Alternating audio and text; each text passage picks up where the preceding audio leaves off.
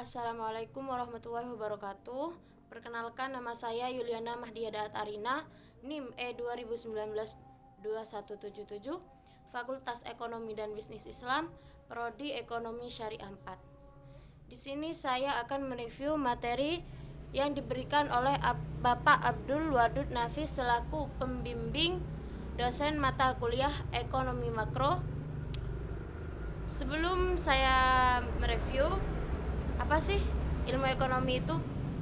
Definisi ilmu ekonomi ialah ilmu ekonomi adalah sebuah cabang ilmu yang membahas dan mempelajari tentang perilaku manusia dalam memenuhi kebutuhannya dan memuaskannya.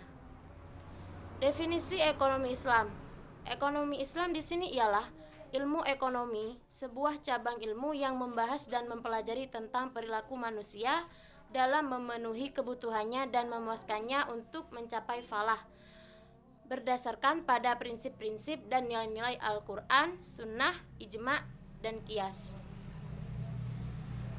Menurut buku yang saya baca, Pengantar Ekonomi Syariah, Teori dan Praktik dari Muhammad Nuryanto Al-Arif, halaman 18, ekonomi Islam sebagai suatu ilmu pengetahuan lahir melalui proses pengkajian keilmuan yang panjang.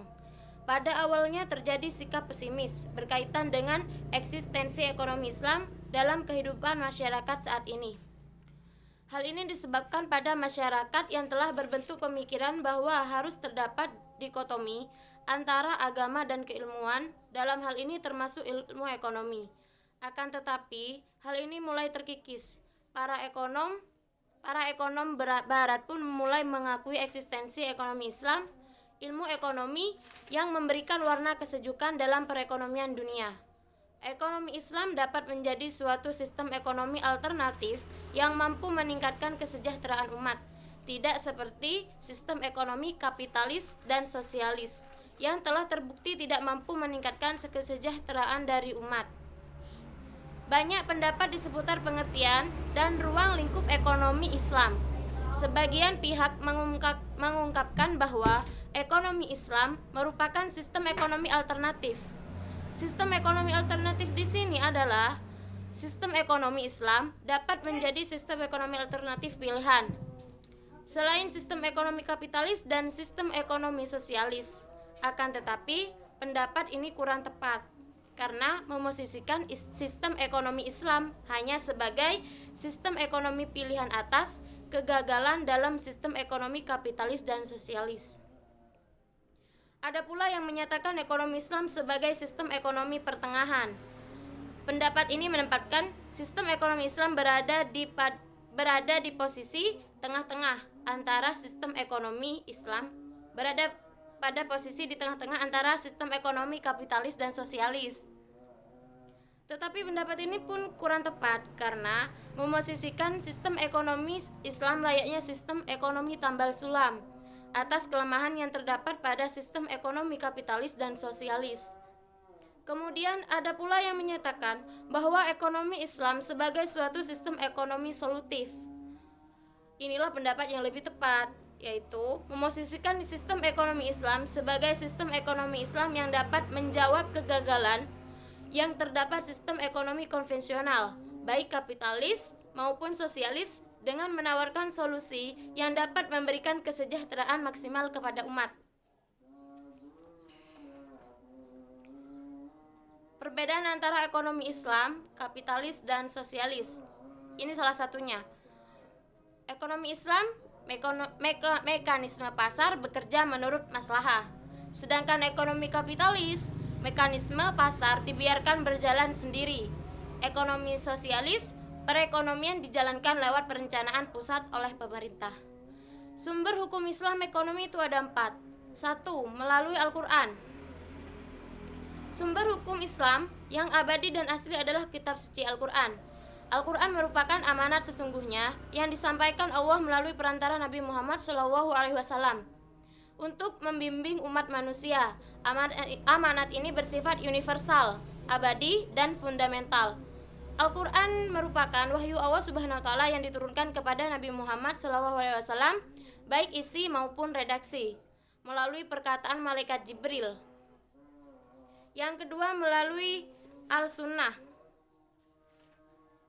Secara harfiah, sunnah berarti cara, adat istiadat, kebiasaan hidup yang mengacu pada perilaku Nabi Muhammad SAW yang dijadikan teladan. Sunnah didasarkan pada praktik normatif masyarakat pada zamannya. Sunnah harus dibedakan dari hadis. Hadis merupakan cerita singkat yang berisi informasi mengenai sesuatu yang dikatakan, diperbuat, disetujui, dan tidak disetujui oleh Nabi Muhammad SAW, atau informasi mengenai sahabat-sahabatnya. Yang ketiga, melalui al-ijma'. Ijma' sebagai sumber hukum ketiga merupakan konsensus baik dari masyarakat maupun dari cendekiawan agama. Perbedaan konseptual antara sunnah dan ijma' terletak pada kenyataan bahwa sunnah pada pokoknya terbatas pada ajaran-ajaran Nabi dan diperluas pada sahabat karena mereka merupakan sumber bagi penyampaiannya. Adapun ijma' adalah prinsip hukum baru yang timbul sebagai akibat dari penalaran atas setiap perubahan yang terjadi di masyarakat, termasuk dalam bidang ekonomi. Yang terakhir melalui al-qiyas. Secara teknik, ijtihad berarti meneruskan setiap usaha untuk menentukan sedikit banyaknya kemungkinan suatu persoalan syariat. Pengaruh hukumnya adalah bahwa pendapat yang diberikannya mungkin benar, walaupun mungkin juga keliru. Ijtihad mempercayai sebagai pada proses penafsiran dan penafsiran kembali, dan sebagian pada deduksi analogis dengan penalaran. Ijtihad dan qiyas itu sama. Kemudian dasar-dasar ekonomi Islam itu ada 6. Yang pertama tauhid, berarti itu keesaan. Dan yang kedua al-sidq dan amanah, jujur dan bertanggung jawab. Yang ketiga mengakui hak milik individu dan umum. Yang keempat al-adalah, yaitu keadilan. Dan yang kelima al-tawanun, keseimbangan. Keenam al-ta'awun, tolong menolong. Prinsip-prinsip ekonomi Islam bebas dari maghrib, yaitu ada 3. Yang pertama itu maisir. Maisir adalah judi atau setiap permainan yang di dalamnya disyaratkan adanya sesuatu berupa materi yang diambil dari pihak yang kalah untuk pihak yang menang. Dan yang kedua ada gharar. Di sini gharar dijelaskan ketidakpastian atau terdapat sesuatu yang ingin disembunyikan oleh sebelah pihak dan hanya boleh menimbulkan rasa ketidakadilan serta penganiayaan kepada pihak yang lain. Dan yang terakhir itu riba. Di situ sudah dijelaskan bahwa riba itu dilarang.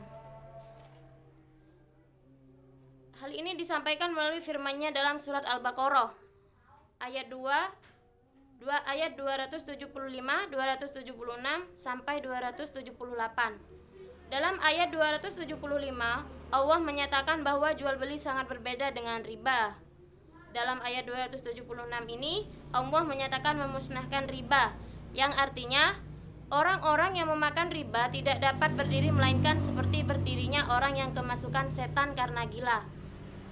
Yang demikian itu karena mereka berkata bahwa jual beli sama dengan riba, padahal Allah telah menghalalkan jual beli dan mengharamkan riba.